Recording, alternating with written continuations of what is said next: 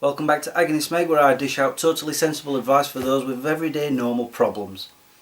Yeah, right. Fred and Percy, are you ready? Like a fat man at a McDonald's. I think that one was aimed at me. Clone 1, are you ready? Yep. Then let's not waste any time. Read out the first problem. My man says he wants to be with me, but he only sees me once a week. When his wife goes out, I feel used. I am 49. I met this lovely man of 51 through a dating site. He has been unhappily married for years. After talking online for months, I agreed to meet as friends.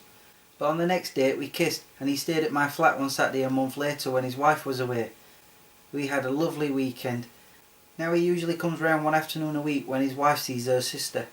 He says he wants to spend the rest of his life with me, has asked his wife for a divorce and put the house up for sale.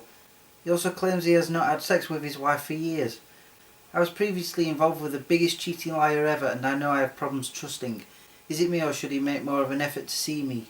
Okay, let me just repeat what you just said. His wife. He's married. How is he your man? He's cheating on his wife with you. How do you know he isn't cheating on you with a third or fourth woman? You also said lovely man. Lovely? Lovely? There is nothing lovely about a man who's cheating on his wife. The fact that you wrote in for advice clearly means that you're not happy and you've got alarm bells ringing in your head. Perhaps you should go and check that his house is for sale. After all, you are taking everything on his word. My advice? Get out. Get out now and find someone who isn't married. And doesn't own a larder. Clone 1, the next story please. My 31-year-old son comes and goes like the wind. Just when I think he's finally going to settle down, he throws it all in and goes travelling again.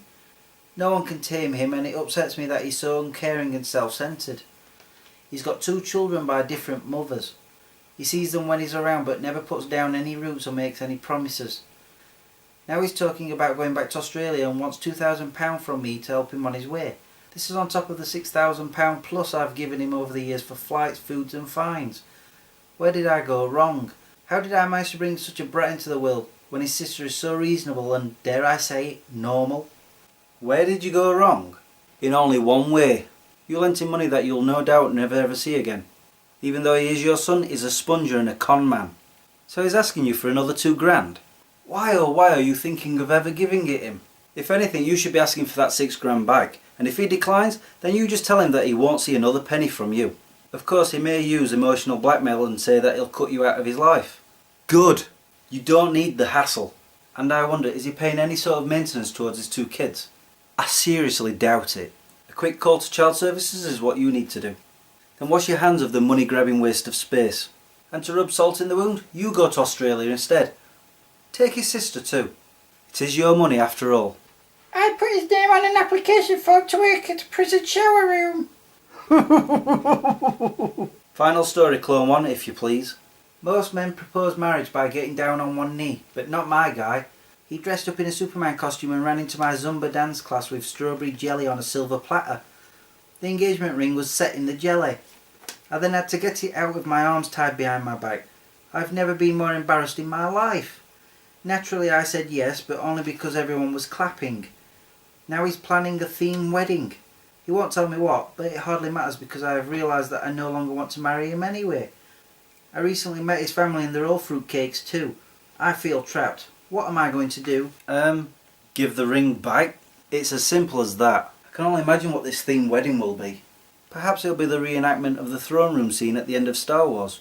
Or perhaps it'll be on a model of the Titanic that sinks. Or something simple like at the end of Scream where he goes around knifing everybody to death. Let's face it, I'm a geek myself, but I would draw the line at anything so daft. You know what you should do? Go see him at work, tell him you've had enough of his stupidity, and pass the ring back, you know, sort of Lord of the Rings style. Dress up in costume if you have to. At the end of the day, it should be your wedding too, not some feeble-minded nerd. Then, go find a normal person. Not you then. For once, Fred, I agree with you. That's it for this episode. Don't forget to check out my main show, Smegchris, my other show, Smegchris Review, my latest short film, A Writer's Process, and on my second channel where I do my vlogs. If you have any problems and need advice, feel free to leave them in the comments below and I might answer them. Until the next time, peace out. Jeez, there are some weird people in this world. Ooh.